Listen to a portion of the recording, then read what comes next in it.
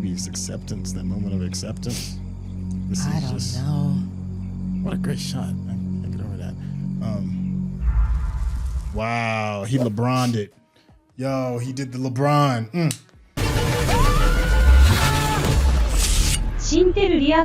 Hey, what's going on? Syntell with the Intel, and I'm here. Hey, I am here with the beautiful Mikel-Claire. Are you here? Yes. I'm here too. Yo, I'm saying that because I had to do episodes 1 through 2 solo because you don't want to make sure, everybody's in the right space in order to watch something like this. Yes, but yes. I am caught up. You are caught up? I have not gone any further. Okay. So I've seen 1 and 2, and all I have to say is why. But I'm excited. Well, I don't know if excited is the word. I'm anxious to see number 3. Okay. Well, listen, if you need to catch up and watch episodes 1 and 2, there'll be a link in the description below. And of course, give us those thumbs up because that's how the people know you are digging what we are giving you. So, hey, let's get this bad boy started. Thanks Netflix. Why I get the side eye with it? Look now, you have me Dahmering up in this piece. Hey, exactly. Easy, slow down. Okay, here we go. Milwaukee, Wisconsin. Milwaukee, 1959. Isn't that the year you were born? Oh, we just full of jokes today. Just checking. I'm guessing this is Dahmer's mama. Oh, I'm sure. Yeah. Oh, she taking something pills. Wow. Okay. We don't know what that was though. That's true. It could be prenatal stuff, right? Yeah, it could be fish oil for all we know. Well, I'm curious about his mama because we got a hint of a taste of his daddy. Oh. No, that is not. My pregnant wife out here in the cold at the bus stop. She's had injections of barbiturates. If they relax me, that means I should be taking them. My concern is the fetus. She's an addict. Who is this doctor? I fear for the child. You hear. This is the 50s, so it's a lot different back then. I'm doing what they're telling me to do. All I want is to feel better, and I have you angry with me, and every doctor makes me feel like I'm doing something wrong, and I don't know what it is that I'm doing wrong. Okay. 26 pills is very wrong. Then the joys of being a new mom with a screaming, hungry baby. Yeah, I was about to say, she's stressed now. Just wait. Yep. She thinks sleep is a good thing. She's not going to be getting much of that. 26 pills a day. Yeah, I mean, there's almost a guarantee. 1977 that's going to have an effect. You said a what? It'll bleed a little. Mm-hmm. Yeah. So you get the hook to penetrate. It's gotta hurt. The ass, you said? Is that okay? Wrap it around a couple of times. Oof. And then stick it in the side. Ouch. Goodness. Wow. I know normally when you're just doing a worm, you'd be like, oh yeah, he's just doing a worm. But because of the nature of this show, it's like, ugh. Yeah. Oh, okay. That was a transition for you? Yes, it was. I don't even want to know what he's looking at. I thought it was going to be something like some medical textbook or something. So don't tell me that I'm fucking crazy! Hey! Hey, it's none of your business. Go do your homework, Jeff. Happy? I hate you! Oh. Where's the other child that was crying in the playpen?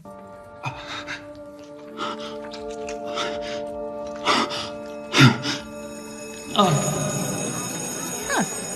So it was the entrails, the fish entrails?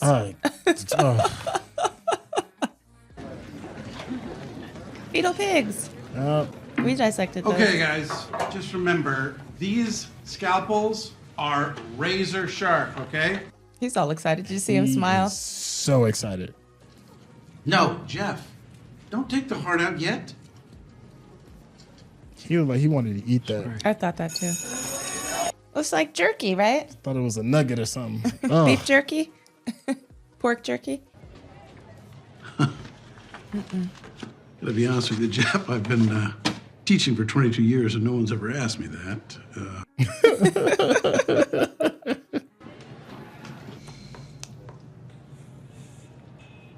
Is this a divorce attorney? That's I'm sure what it I'm is. thinking. Oh, I'm Yep. sure it is. See how they're like sitting on opposite sides of the table? Yep. And, yeah. Got the court reporter in the back. Cutting up roadkill in the garage? It's sick.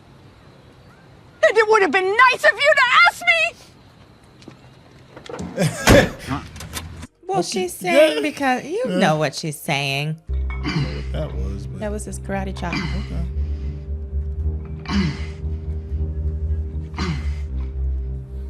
But you know what? If fitness was a big thing for him, it could also explain how he was able to like overpower some of his victims. I thought that. Well, I mean, I thought that when I saw the first episode, and he was overpowering some people. I was like, they couldn't just. Yeah.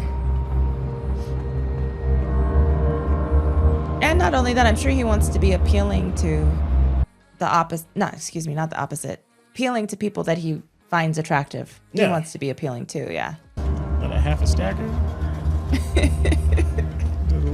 I don't know what that was.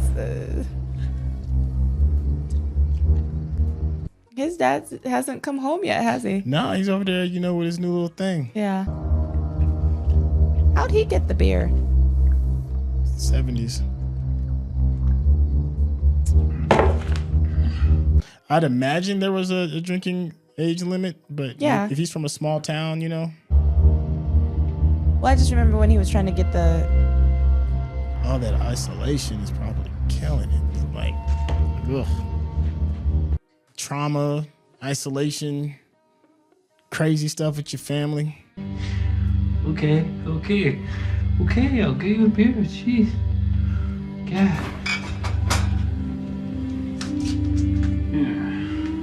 old school refrigerator.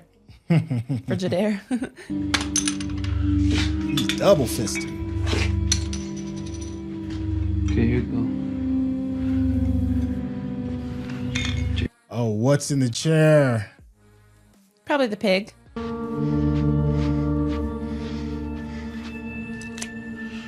Oh, I bet you it's the pig. That's what I'm assuming. I hope it's not like somebody's head. I'm assuming it's the pig for now. I don't know what it is.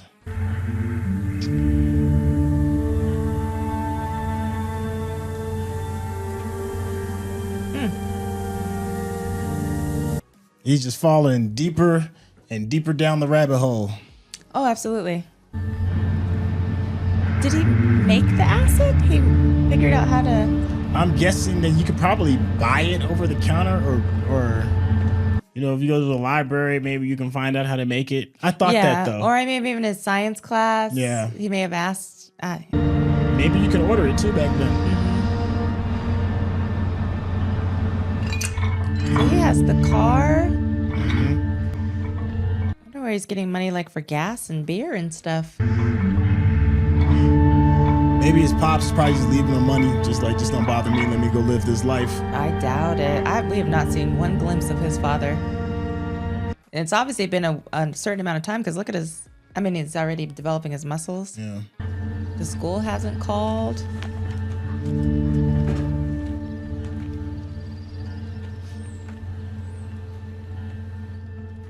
He must be going to school because I would assume, like, you know, back then they had truancy officers back then. Yeah. But I don't know. Oh, he's taking his first step into the world. No, he's trying to see that guy. Oh, he got a baseball bat, so he gonna. Yeah. Ooh-wee. Yeah, he's trying to get that guy. I wonder how it escalated to that. Well, I mean, you know, they say like once you start dealing with animals, yeah, then yeah, you know, the next step is something bigger and bigger until you get to people.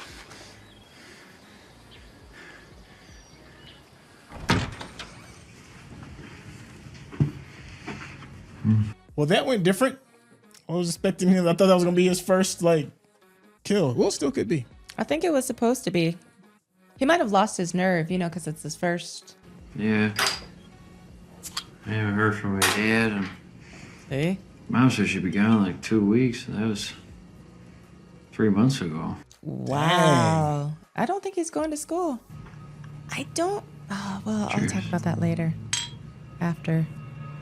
Oh. Wow. Okay. That's interesting.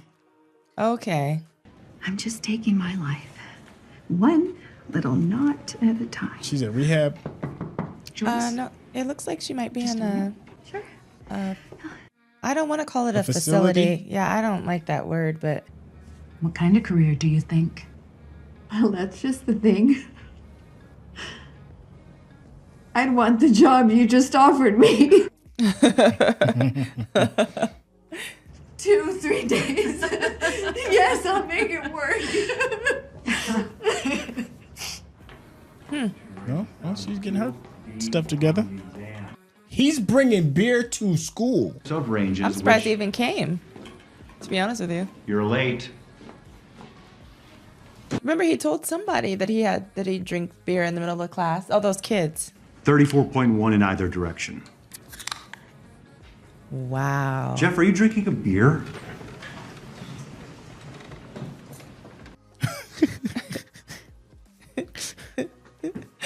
What do you love to do? What's your dream? I want to know what your dream is. Taxidermy? That would have been a great job for him. Dad was said Put that horrible energy someplace else. I got like a taxidermy station in the garage where I can dissect roadkill and whatnot. Okay. That's the appropriate response. I'm not familiar with that song. Stumbling Ann? Huh. Oh, here we go. Hitchhiker. Stumbling in. You listen to the lyrics, right? Our love is a flame. Yeah. He about to get started. Look at this dude. Here we go. And then I'll drive you out there. Yeah, man, that sounds great. Look how he's glistening in the sun, glowing. Yeah, you have to have the appropriate amounts of glisten. Yeah, he's got to glow and glisten. I'm Steven. You always remember your first. Steven, huh? No, his first was Mr. Possumus. Mr. Opossum. Stop.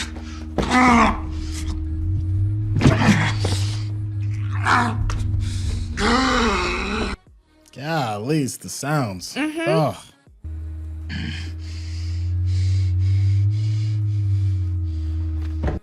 Dang, he killed him with his bare hands. Let's go. Go where? The only place he's going is to the upper room. Oh my gosh.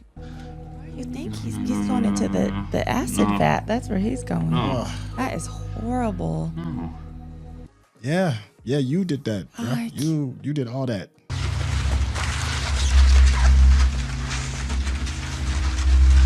Damn. Drag trails and everything. I thought that. Word, you gonna put a body just under the house? Just. And he should know. That thing is gonna stink like nobody's business. He should know that too, because remember when there was that possum under the house? Yeah. And he and his dad went and got it out? Way to piece those two together. Yeah, he should know that it would stink, it's though. no different than a possum what he's doing. Yeah, but he would know that it would stink. You would think. But then again, based off of the first episode, he's probably comfortable with this thing. Yeah, he seems to be in every time they ask him about the smell, he's like, oh, it's just some old pork.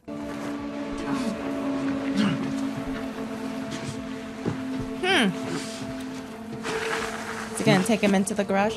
Yeah, some. Maybe throw him in the car, put him in the trunk. It's like, you think about like how it's exceedingly difficult to get away with these kind of crimes today. But back then, people weren't really forensic, what's it called? Forensic psychology or pathology, whatever the hell. Experts or yeah.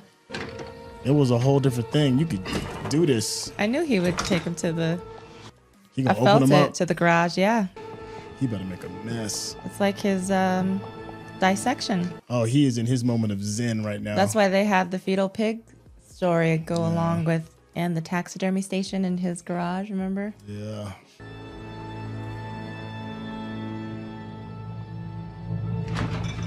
You hear the choir. Not the choir, but the orchestra. Crescendo. Yeah, it's like getting ready. Yo, I bet he got the body in the trunk. I don't think so, for some reason. If he does, they're not going to check it. No. Stop on the wrist, keep it moving. Mind you, he's only 16. He smells like cigarettes and beer. And he's like 16 years old. Or 17. He's 17. Yeah. And I still don't know how he gets money for gas and cigarettes and beer. Can I see your driver's license? Sure. It's crazy how many interactions with police this dude get. They just be like... And I'm not gonna fuck that up by arresting you tonight, okay? It must be nice. I'm just gonna mess up everybody else's life that he encounters. Get the fuck out of here.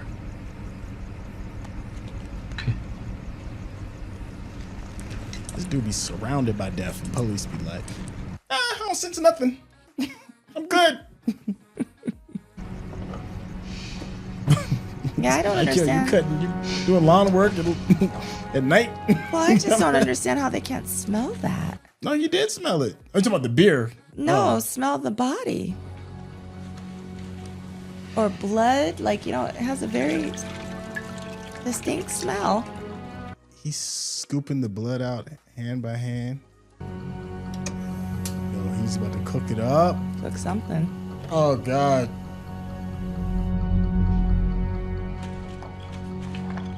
How's he got bones already? He was cooking them up. Oh. He better like leave the bones on the roof. I don't know what he's doing. Maybe he's repenting? I don't think that's what it is. That's just the first thing that came to mind. Maybe it's acceptance, that moment of acceptance. I don't know. What a great shot. I get over that. Wow, he LeBron'd it.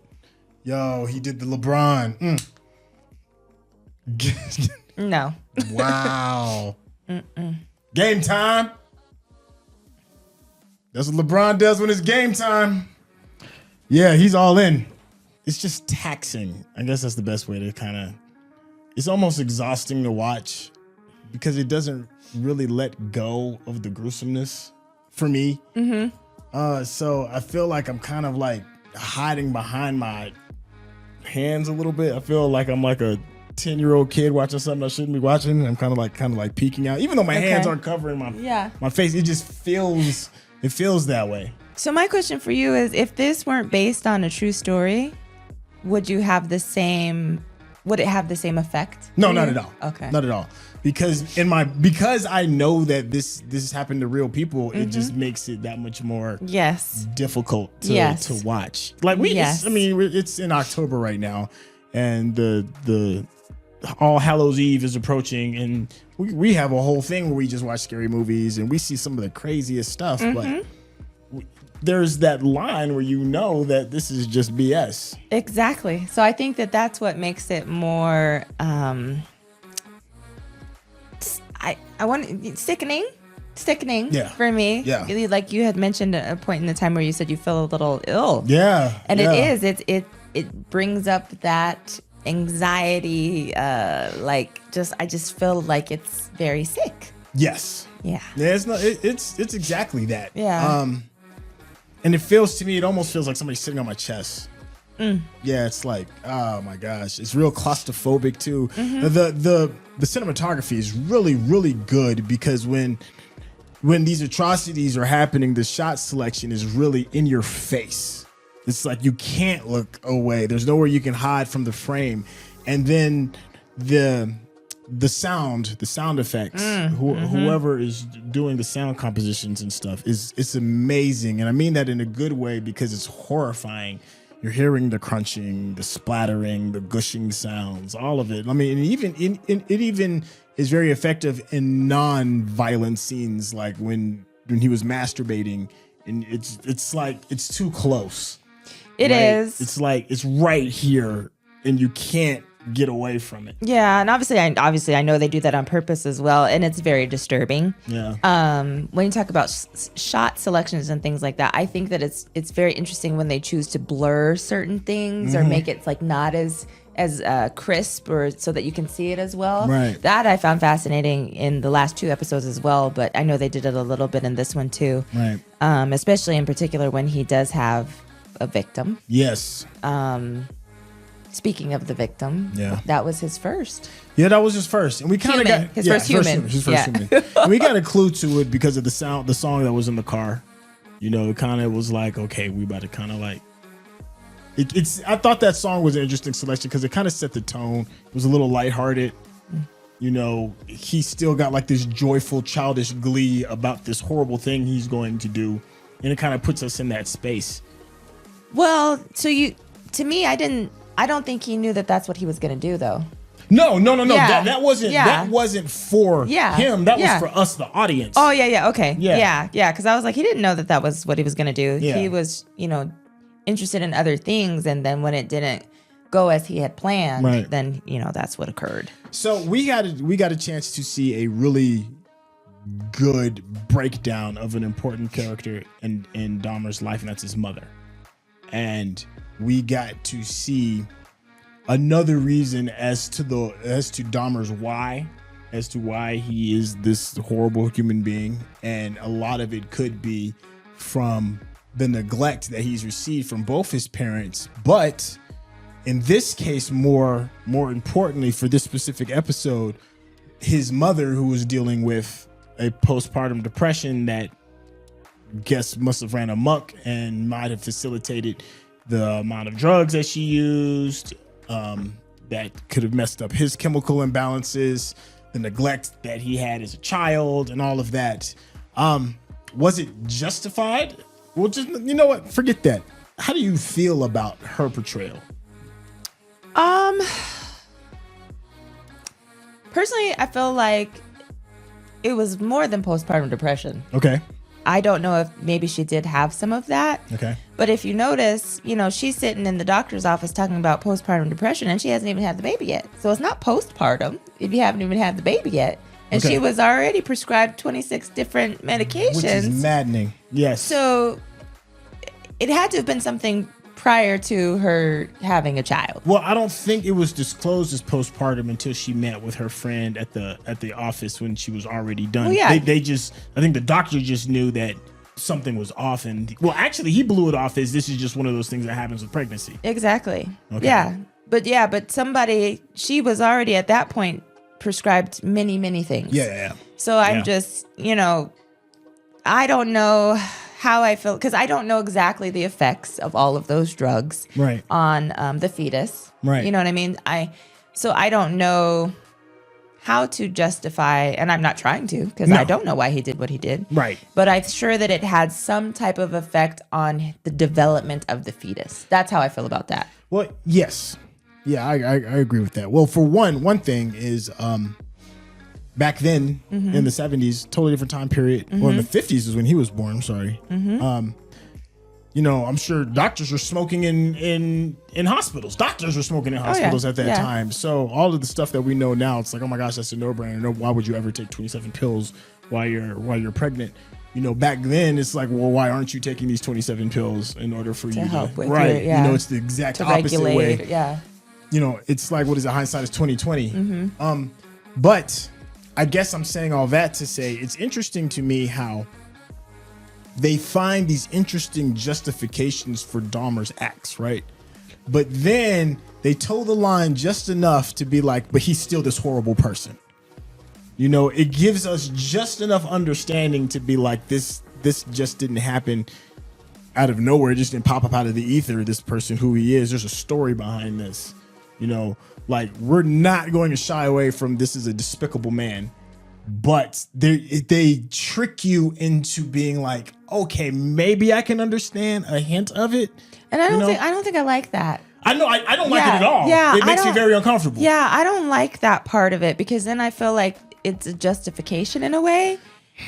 But it brings up the conversation. That's the thing. It's an interesting conversation starter, right? And I get that, but I don't like,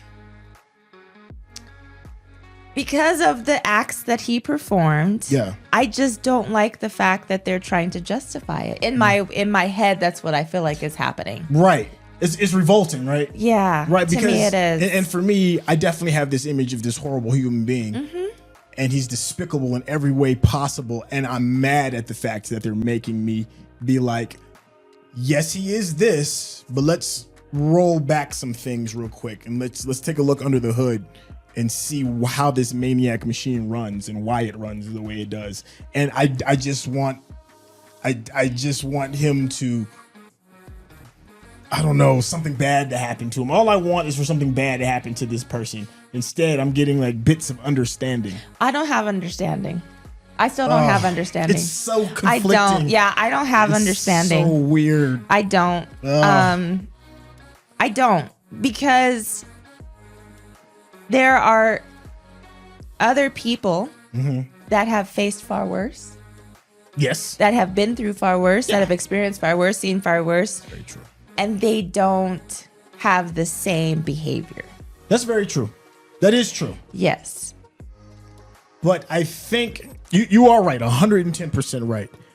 But I think in order to make this story interesting, instead of it turning into some slasher film, because this could easily just be a slasher film, right?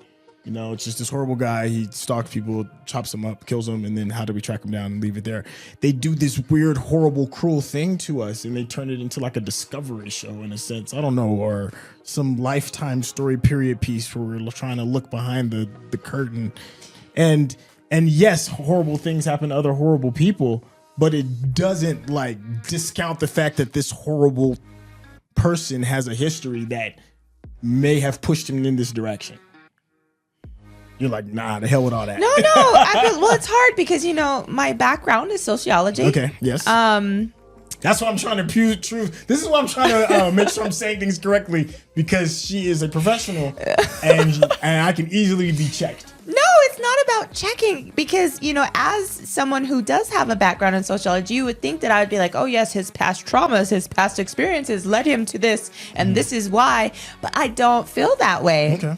Which is so interesting to me, because I don't have any empathy or sympathy. Right. Which is so interesting to me.